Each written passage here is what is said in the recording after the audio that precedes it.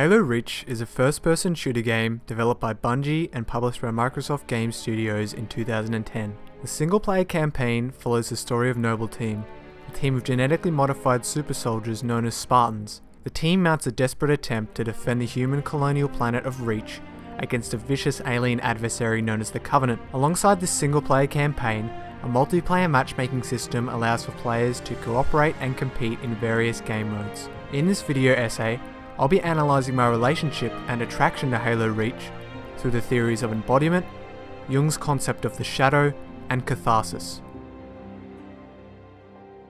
Embodiment can be described as the player's ability to see themselves within the characters and/or world, until eventually they see themselves as the character or as truly a part of that world.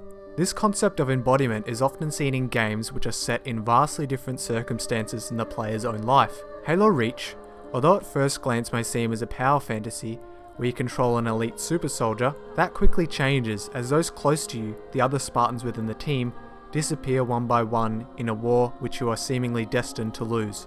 I closely related to the story and experience of Noble 6, the player, as when Halo Reach released, I was transitioning from a rural primary school to a city high school, losing many friends in the process, which left me feeling isolated and alone. I found that at my new school, as hard as I tried, it always felt like my efforts to replenish that social hole left by my departure from my old school was for nothing. As James G proposes, we as players are both imposed on by the characters we play, i.e. we take on another character's goals, and impose ourselves on that character. We make the character take on our goals. Halo Reach presented the character of Noble 6, who seemingly wanted to fit into their team, but those goals were constantly ripped away as their team slowly faded away, an experience which was very similar to what I had from moving schools, allowing me to greatly embody the character and narrative. The shadow, or shadow archetype, refers to an unconscious aspect of the personality which the conscious ego does not identify with or resists. It represents the unknown and dark side that all of us carry. As Jung stated, the shadow personifies everything that the person refuses to acknowledge about themselves, and if and when an individual tries to see their shadow, they become aware and often ashamed of those qualities. Through my relationship with Halo Reach as an adolescent, I continually battled with the ideas that these ideas of aggression and anger were a part of me, and as I continued to play a game which revolved around those ideas and emotions, those emotions only became more visible to me. As my friends began to stop playing the game, I often felt trapped and alone within the game world. Those emotions became sheltered by the shadow. This aspect, Jung recognizes as one of the greatest threats relating to the recognition of one's shadow. Although I often viewed my relationship with Halo Reach as a detached one, looking back through the lens of the shadow, it could also be viewed as a relationship which acted as an extension of the unconscious. Finally, the notion of catharsis theory, originally formulated by Aristotle but later developed by Sigmund Freud, is the idea that we all have non-socially acceptable emotions that need to be released or fulfilled with an external stimuli such as games. Catharsis theory argues that engagement with stimuli in this way has a positive outcome, allowing our innermost drives to be released safely.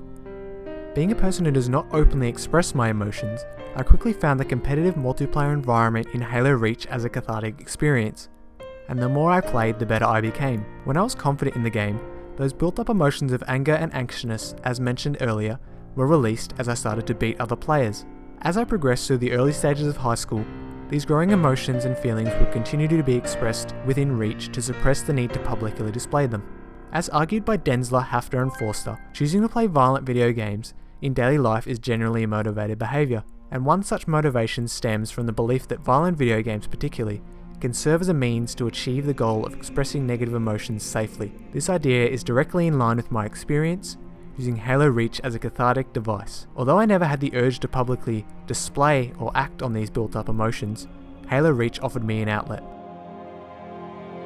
Halo Reach expands on the traditional tropes of first-person shooters, delivering an experience which was fitting for Bungie's final Halo project. Within the beautifully crafted narrative, the experience of Noble 6 allows the player to actively embody the feelings of continual loss and subverts the expectations of the established sci-fi power fantasies. Through my continued relationship with Halo Reach, the more I became aware of my shadow and the primal instincts found in my unconscious mind, changing my relationship with the game over time. Finally, Reach's multiplayer affords the player a safe and cathartic outlet to release built-up emotions such as anger and anxiety, which may not be socially acceptable. I found Halo Reach a psychologically invigorating experience.